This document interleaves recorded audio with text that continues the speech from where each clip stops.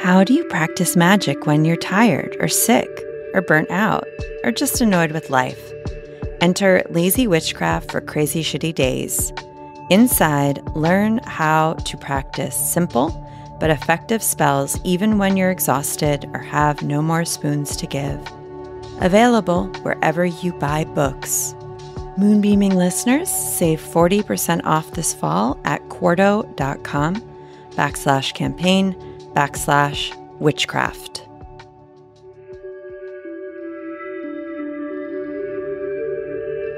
Welcome to the Moonbeaming podcast. I'm Sarah Faith Gottesdiener, an artist, author, and intuitive. And together we'll explore life through a creative and spiritual lens. You'll learn so much about mysticism, creativity, consciousness, depth psychology, business, and more. And you'll get to listen to conversations with luminaries that you won't hear anywhere else. With each episode, you'll receive insights, frameworks, inspiration, and tools to help you thrive and grow. Hello, and welcome back to Moonbeaming. I am your host, Sarah Faith Gottesdiener, and I am thrilled for today's show. I'm thrilled for most episodes, but when there's a particularly amazing conversation, I get super excited. There should be a specific word for when you are experiencing something really great and you know you're going to be sharing it with other people, and you know other people are going to witness it, and you're really excited for them to get to witness it or experience it or enjoy it. It's not quite compersion. Compersion is when you get really happy off someone else's happiness. Like our dog, one of our dogs, whenever she sees me and my partner hugging and dancing together, her tail wags and she gets really, really excited because she can feel our energy, That's compersion, but this is a different specific word. I'm sure it exists, if not in the English language, but in another language. You know how in certain languages there are 100 different words for snow, or a very specific form of coziness or something of that nature. Well, they've got to invent a word for podcasters who record a really great episode and then they're already excited that everyone else gets to enjoy it. And that is today's episode. Today on the show, I have an incredible Many Moons contributor. Now, listen, all Many Moons contributors are amazing, right? All of them are.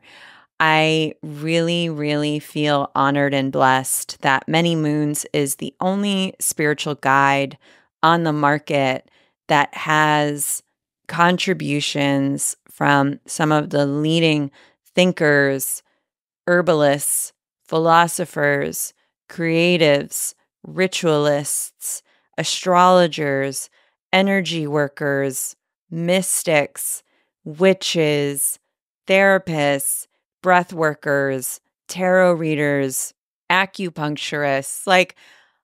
There's no other guide that has the breadth, the depth, and the spectrum of perspectives to help you make the most of your year and each lunation and each season. And that's what Many Moons aims to do and does. We are currently shipping Many Moons out. So if you want to grab a copy for yourself and you have it already, the time is absolutely now. This would be the best time to do so. And if you've already purchased your copy, I'm so excited for it to make its way to you in the mail. That's another awesome part of this job. Who doesn't love fun mail? Mail can be so boring, but not when it's a beautiful, magical grimoire, functional planner, and spiritual guide. So to everyone who's got their copy, it's on its way and we're so excited. Thank you. And to everyone who is about to get their copy, thank you in advance, and you're going to be grateful that you got it. So today we're featuring the wonderful Jeff Hinshaw. Jeff Hinshaw is the founder of Cosmic Cousins and has made several contributions to the world of astrology. With an intersectional approach, Jeff is interested in somatic healing and social justice. A vocal advocate for promoting inclusivity in the astrology community, Jeff's deepest areas of research are connected to the planetoids Chiron and Eris, as well as the asteroids and Black Moon Lilith.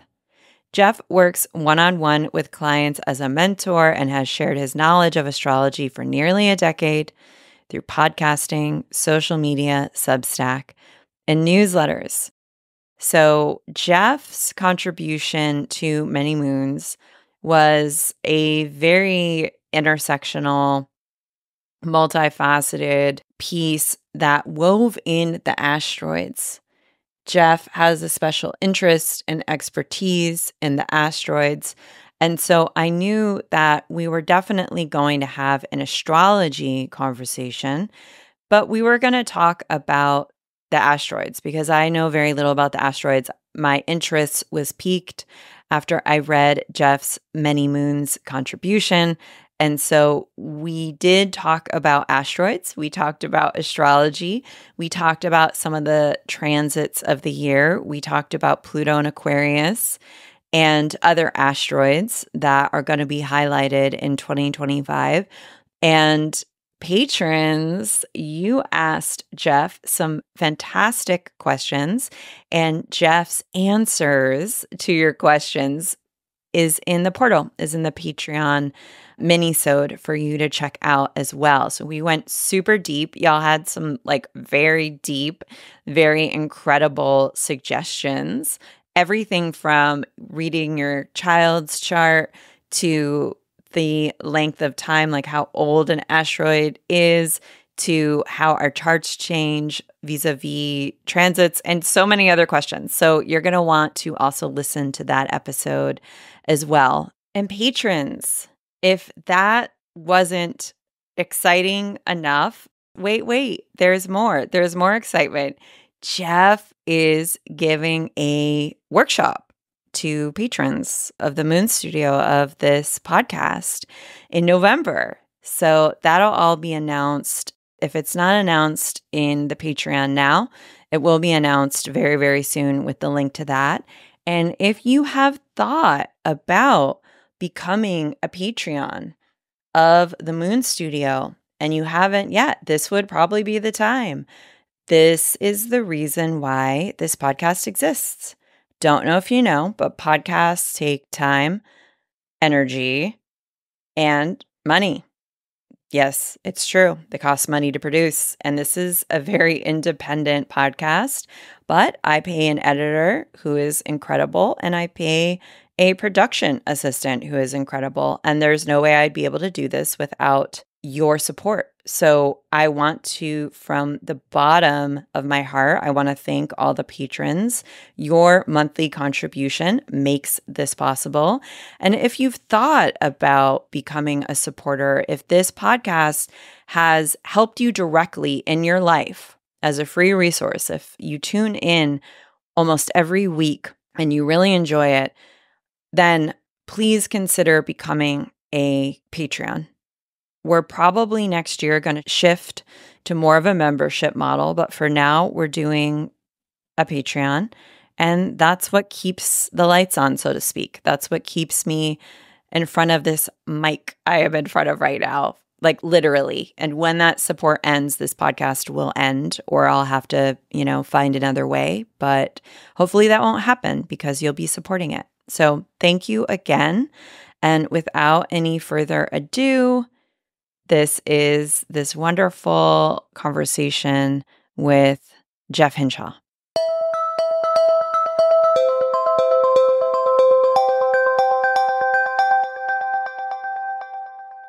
I am so thrilled to get a chance to connect with you and speak with you, Jeff. You are now here on the podcast for the second time. And in case folks are not familiar with you, your work, I just love for you to share a bit about who you are, what you're interested in, what you do for our lovely listeners. Thanks for having me. I'm so excited to connect with you in this space. And yeah, a bit about me. I work full time as an astrologer and tarot practitioner. And that something unique to my practice is I really build a bridge between these two practices. Even though I think most people probably know me as an astrologer, I actually started out as a tarot reader and holding space in community in Brooklyn on journeys through the major arcana of the tarot. This was back in like 2012 is when that started. So I've been on a whole journey myself, but astrology is really important in my life because it has been so expansive in its outlook that there's always something new to learn with astrology. And that really excites me and entices me.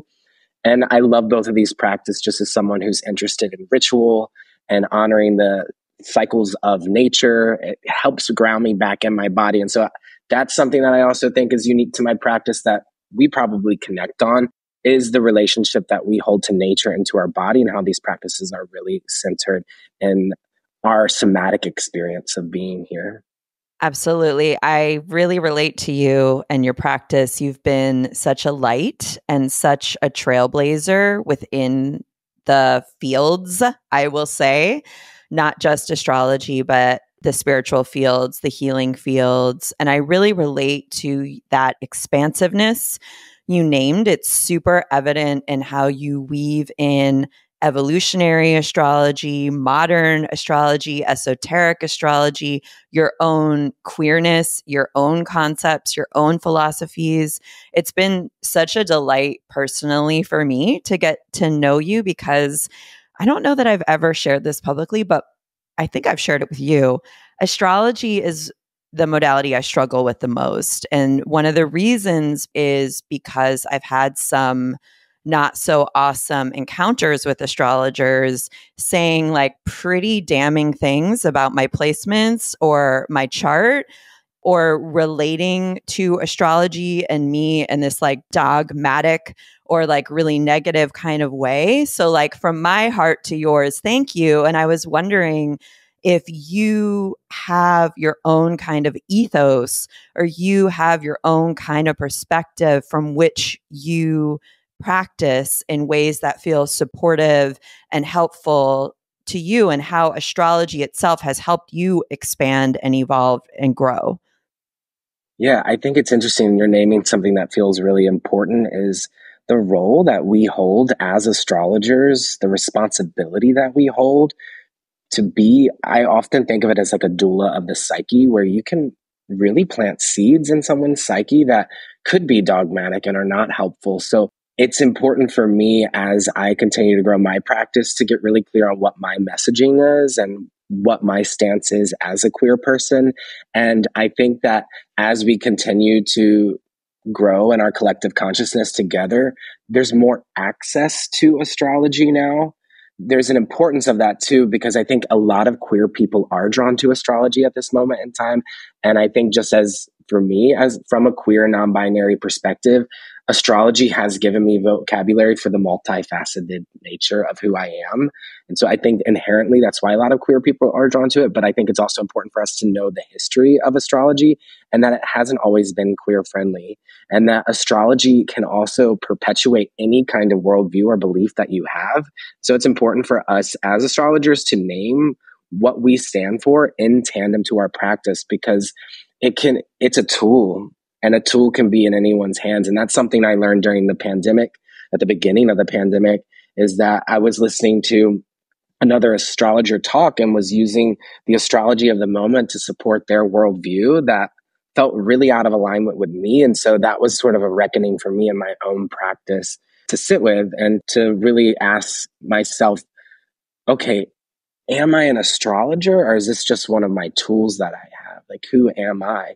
And I think that's something that we'll continue to all be having a reckoning with as Pluto shifts into Aquarius, because Aquarius is in essence connected to practices like astrology.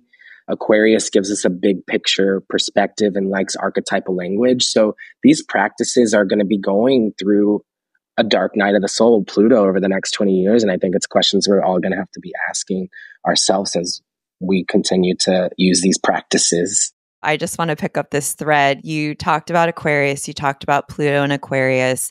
We're currently in the last stages. Pluto dipped back into Capricorn and will then firmly be in Aquarius for a while. And I know that off the record, you and I were talking about the things that not a lot of people commonly associate with certain zodiac signs. And you're very Aquarian. And I was wondering if you could just share what is something you've experienced as an Aquarian that you don't always see discussed or brought forth that are what might be useful for us to think about as Pluto is going to be in the sign of Aquarius for decades. Well, I think a side of Aquarius that doesn't get talked about a lot, which maybe tarot can also offer a representation of that by looking at the image of the star card, is that I do think Aquarians are emotional. I think that all signs are emotional. I think that oftentimes the water signs get talked about as being emotional. But what if we looked at all 12 signs through the lens of emotionality and talked about how does Aries express their emotions? So Aquarius is inherently emotional. When we look at the star card, there's a body of water there, and it is the water bearer. So there's something to be said about emotion and actually feeling emotion, emotional intelligence with Aquarius. But since it is so connected to humanity or to the collective, or even us just connecting online, you might project onto it that there's not an emotional connection between us right now because we're like not in the same room, but that's actually not true. And I've had experiences where actually holding space for clients online, there can be huge emotional breakthroughs because of that space and distance that's created between us. So I think that would be the thing I'd want to name about Aquarius, is that inherently Aquarius is an emotional sign. There is distance and space associated with it. So an example would be Aquarius is gifted at holding space for a group. So when I used to teach yoga, yes, of course, I'd love to spend like the whole 10 minutes of final resting pose, Shavasana, with one person and offer them a nice massage. But you can't do that. You have to touch each person. So I would go around and lightly touch each person's ankles, which is Aquarius's body parts. So Aquarius, because they're connected to the group, because they're connected to humanity, have to distance themselves emotionally so that they can broadcast their message out to more people. So I think what's important for us when working through any Aquarian transit, and especially Pluto that kind of dredges into the deep emotional well, is how much can we take on emotionally when it comes to humanity. So as Pluto's in Aquarius, I mean, we're already seeing that Pluto actually is associated with wars. Pluto was discovered in the 1920s, right around World War. So it's connected, not just Mars is war, but Pluto is world war. It's like collective energy. Pluto's intergenerational. So Pluto being in the sign of Aquarius, I mean, one way we're seeing it is you open up your phone and you're seeing war around the world. And so Aquarius says you can't ignore it anymore. It's like there, you have that information. So what are you going to do with that information? And at the same time, do you have the emotional resources in order to hold that container? And so it's important while Pluto's in Aquarius for us to continue to tap back into our resources, our emotional resources, to offer that to others, while at the same time making sure that we are setting clear boundaries for ourselves. Whether it's, I know you have been setting a lot of clear boundaries with the platform Instagram, like you're not using it as regularly as you do. And I think that is going to be important as we continue to navigate Pluto and Aquarius, because the shadow of all Aquarian platforms will begin to reveal themselves. Like, what is the mental and psychological repercussions of us using this tool of social media? That's going to become more apparent. So we might face collective mental, emotional health issues. We are right now. Yeah.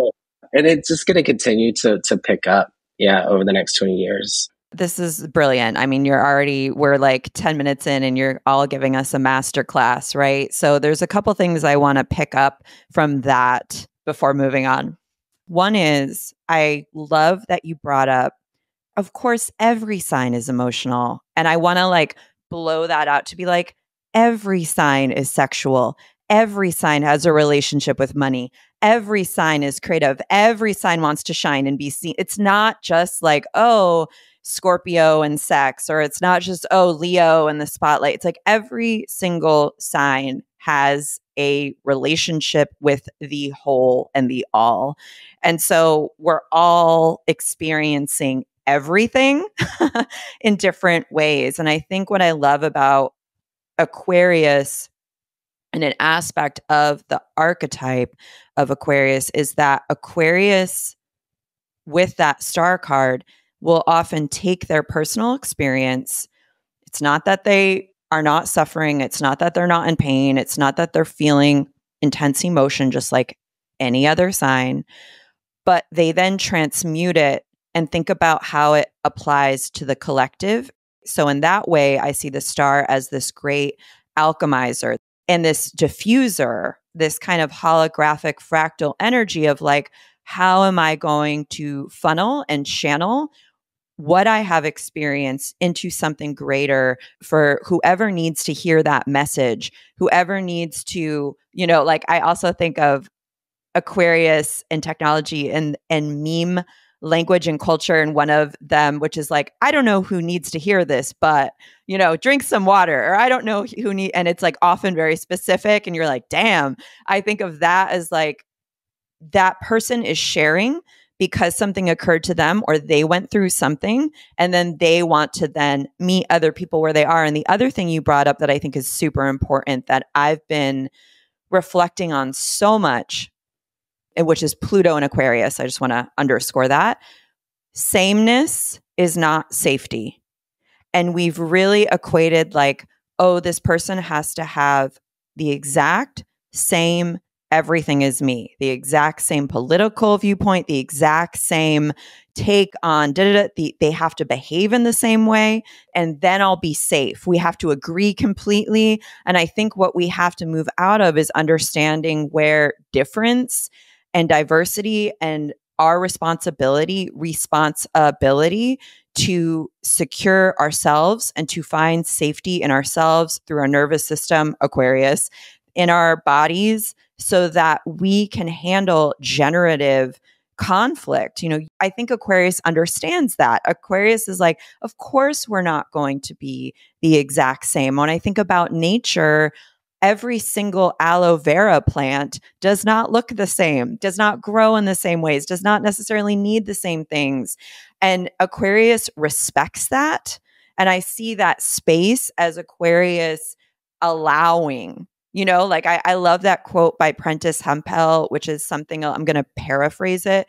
Boundaries are the distance of which I can love you and me simultaneously. And I really see that as being this integral, more mature expression of Pluto and Aquarius. So I just wanted to thank you for bringing all that forth, because I think it's really important for all of us to think about how to apply that within our lives. And I know for myself, when I was not quite along the same maturity, when I was still really in my inner child and being really run by a wounded inner child, not saying I'm not, but I'm like farther along down the path, I really had this deep yearning to be understood. Like I really needed people to understand me.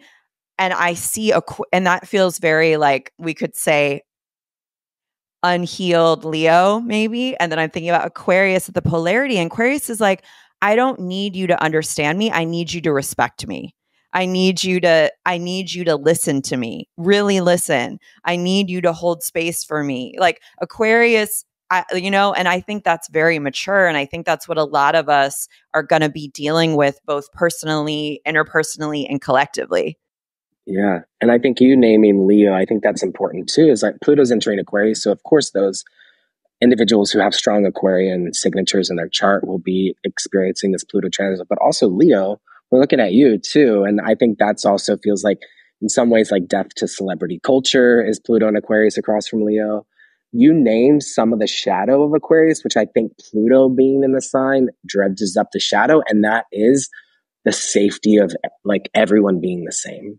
That is the shadow of Aquarius. Aquarius is so aware of the collective that they might not even say their truth, which Aquarius has so much truth to say because they're afraid of what other people are going to say if it's not fully in alignment with what the group is saying. And so we've created these different like pockets on the internet, which is also Aquarian, or in our communities where we know exactly what to say to that group to be in resonance with. But this is where the side of Aquarius, and we feel it in the star card, where Aquarius, like if they start to live out of alignment with their own unique vibration because of what the group is saying and feeling and thinking and projecting and policing, then Aquarius actually needs to leave the group behind and be on their own so they can actually hear. And that's what I think of with the star card too, is like being out like somewhere. Like for me right now, I'm calling from Joshua Tree, and this is a great place for an Aquarius to be. We could also talk about why it's great for all 12 signs, like you're saying, but because I can see the stars here, I have a moment to be with myself, so I can get very clear on what my unique vibration is, what my message is, so that I can then share that message with other people. But Aquarius can get really pulled into whatever the group think is. And as Pluto's in Aquarius, we're all going to need extra space from each other so that we can get clear on what medicine we need. And whatever you need in your own life to heal yourself is also the medicine that you can give to other people. But if we get kind of caught up in this echo chamber, we start to lose what it is that our unique gifts are. So I think the star card reminds me of that. And Leo also teaches Aquarius that too. That polarity has that kind of reflection back and forth. I love all of this so much. I want to shift gears just a little bit. Yeah. I'm really, really thrilled that you're one of the contributors for 2025 Many Moons. And I asked you to offer up some of your wisdom specifically around one of your areas of study, and that is asteroids. Yes, it is. So I wanted to hear a bit, because I do also see this as probably, and you can tell me, an aspect of astrology that hasn't been as researched, hasn't been as practiced. And so I'd love to start with the 101. What are asteroids? How can we work with them? Maybe also how you came to be interested in asteroids and what that origin story for you as a practitioner in asteroids were. I'd love to hear about that as well. Yeah. So asteroids, just from like a very practical standpoint, often can get confused with like planetoids, for instance, or like trans-Neptunian objects. Asteroids are found along the asteroid belt, which is between Mars and Jupiter. So they all have about a 4, sometimes up to 6 year orbit. And that's something that they share in common. Chiron, for instance, is not an asteroid. Chiron is out hanging out with Saturn and Uranus and is actually more of a planetoid because it is not part of the asteroid belt. I see you doing math in there. I see that meme where all the like math symbols are going up in the air. Only always. So can a asteroid be a planetoid, or a planetoid be an asteroid, but they're completely different? They're completely different. And even mythologically, they're different. I thought Chiron was an asteroid, so I'm learning something right now. Okay. People be always like thinking Chiron's an asteroid, but is a planetoid. Some say dwarf planet. I don't use that. I say planetoid. So Chiron is a part of a group of bodies that are centaurs. And actually, they each unite an outer planet to Saturn. So for instance, Chiron unites Uranus with Saturn. So inherently in the Chiron archetype is Saturn and Uranus themes. That's a whole nother rabbit hole. Asteroids are between Mars and Jupiter. And because of that, the 4 main asteroids all hold a relationship to Jupiter mythologically. And it's the 4 aspects, we could say, of the feminine archetype, which is sister, mother, daughter, wife.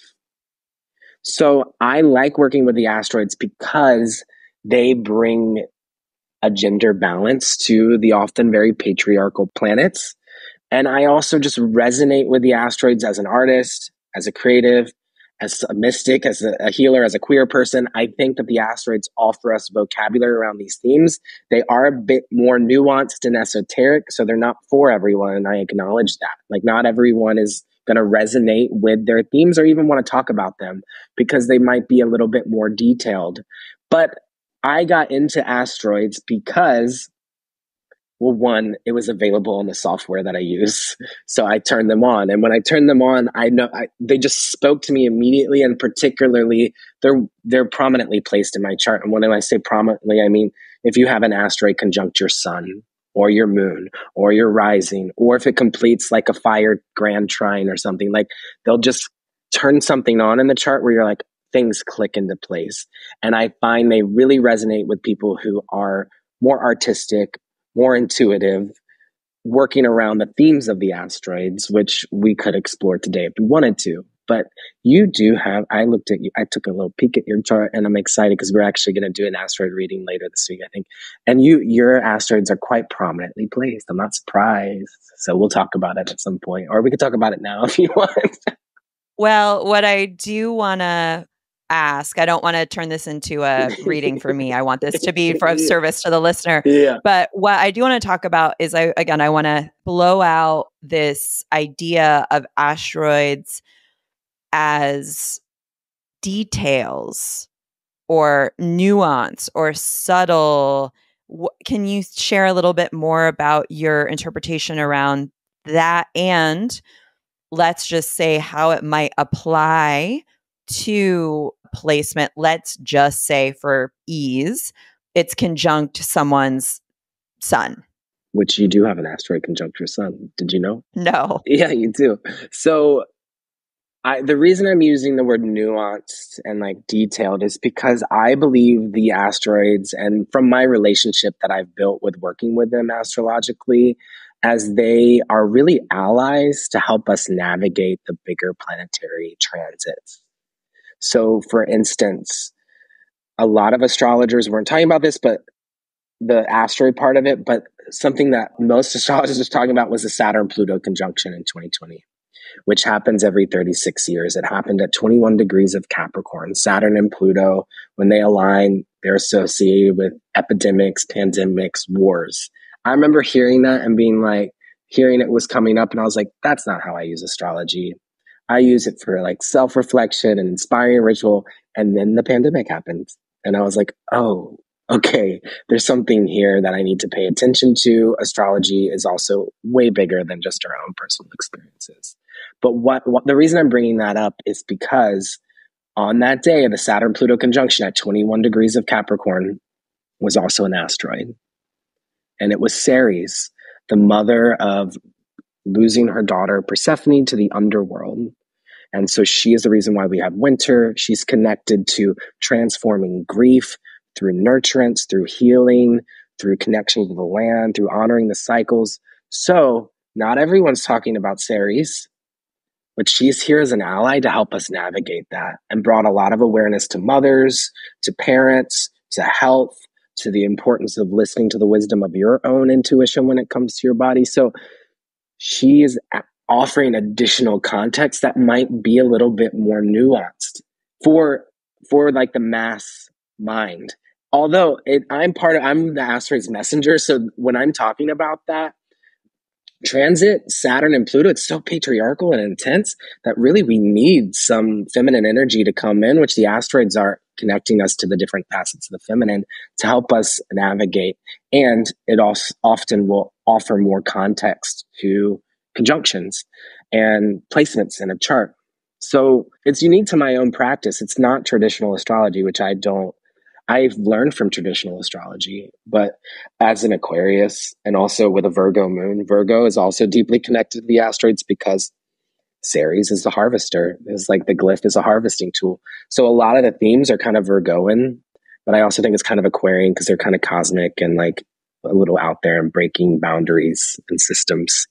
So they often, not always, but let's just say, they offer us potentially an antidote. Mm-hmm. They offer us a way out. They offer us a different perspective. They offer us alchemy. Mm-hmm. It also reminds me of this quote I've been thinking about, and maybe it's just Ceres herself itself, which is when you're healing, you don't touch the wound. When you're healing, you're patient, you do other things, but you don't get in there and like poke and prod and keep the wound open. So my point is with that is like, instead of being so like Plutonian about all of it, and kind of wallowing, I feel like we're in a stage in our evolution where all of us, or mostly all of us, know what's wrong. Like we can be like, oh yeah, this is wrong, or like, well, that's not working, Yeah. But I feel like the asteroids and obviously other transits, other placements, other planets offer us this different way, or this other way, or this other, like, now it's time to really put into practice and praxis the true healing, or what alternatives are. Do you see that as being connected to asteroids? Yes. And I think that's how, when you start to work with the asteroids in your chart, they will do the same thing for you. They'll let you know how you're showing up to your daily practices, how you are offering healing, and they're really as allies for helping you navigate these bigger energies in your chart. And then I also just like noticed them in transit. So we were talking about how they have about a 4.5 to 6 year orbit.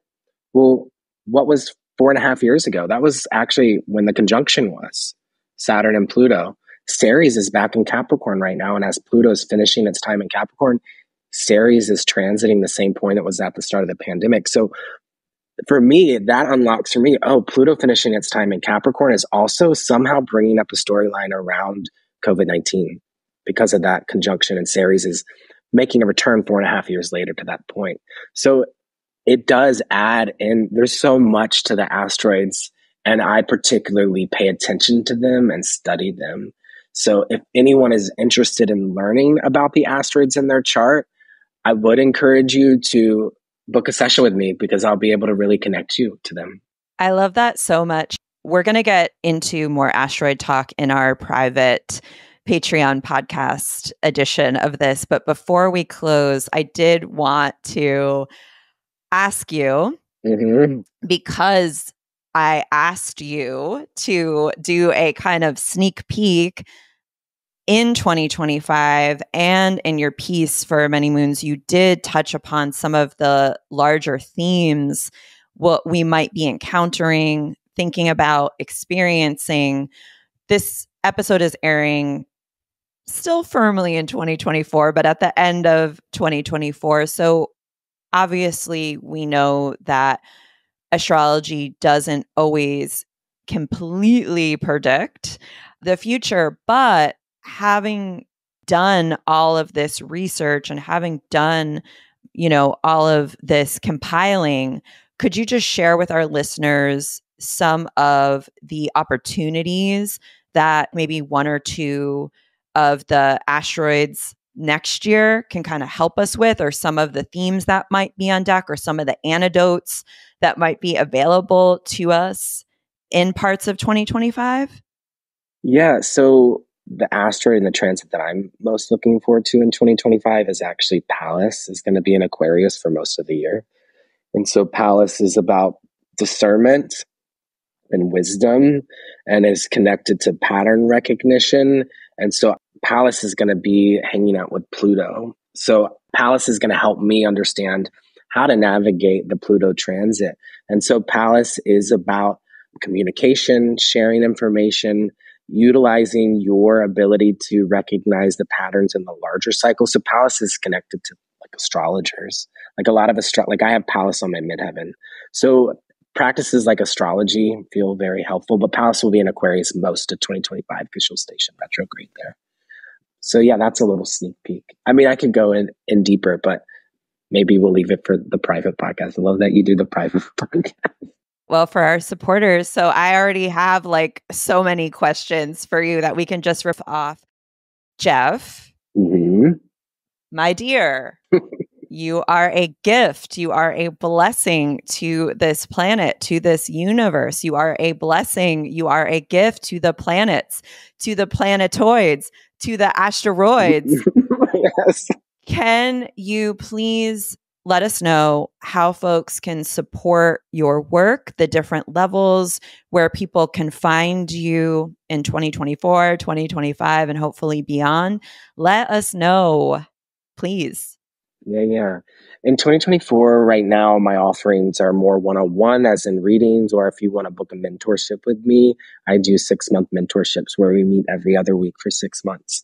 In 2025, at some point in November, which I think is when you said around this will be airing, I will be releasing information about a more long-term offering that I'll have in 2025. It's still conceptualizing right now, but I'll be releasing that around November of how it will be a group class, something for about 6 months from January to June. Yeah. So more to come. And are you going to be announcing that on your newsletter? Like, can folks sign up for that? For sure, newsletter first, always. Definitely my Substack, which is something that I started this year. It's a new platform that I'm exploring and working out, and I think I like it. I'm still getting used to using the Substack platform, but I'm seeing people like you post like daily on Substack. I feel like I always get little notices beginning. But yeah, and then Instagram I still use, but mindfully, similar to you. But newsletter always first, so you can sign up for that. Maybe I'll share a link with you and we can put it in the show notes or something like that to the newsletter. One last cue that people want to know, the real OG cosmic cousins want to know, are you going to bring back the podcast? I'm sure you get that question every other day. Yeah. I think so. I think I've needed space as someone who is an early degree Aquarius rising. Pluto entering Aquarius has been like a year and a half initiation for me of just really needing space. As we were saying, Aquarius needs space from the group to get really clear on what the messaging is. So I think at some point, yes, I'm feeling it coming, but I don't know quite yet when that will be. But I do miss it. I think I needed to miss it a little bit. Yep. And I think I need to find where home is. Everyone's always like, home is like your heart or whatever, but it's like, no, I actually need to be in a physical space where I feel like comfortable and safe to continue to do my work. Beautiful. Thank you so much, Jeff. Thank you. Thank you for having me.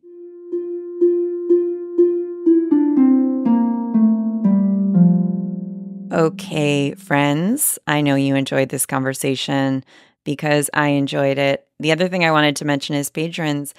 Jeff also has a code for readings, for a discount to get a reading with Jeff. I have gotten several readings with Jeff. One made me cry. I mean, shocking no one, because I've cried probably like 5 times, even on the podcast. I do cry.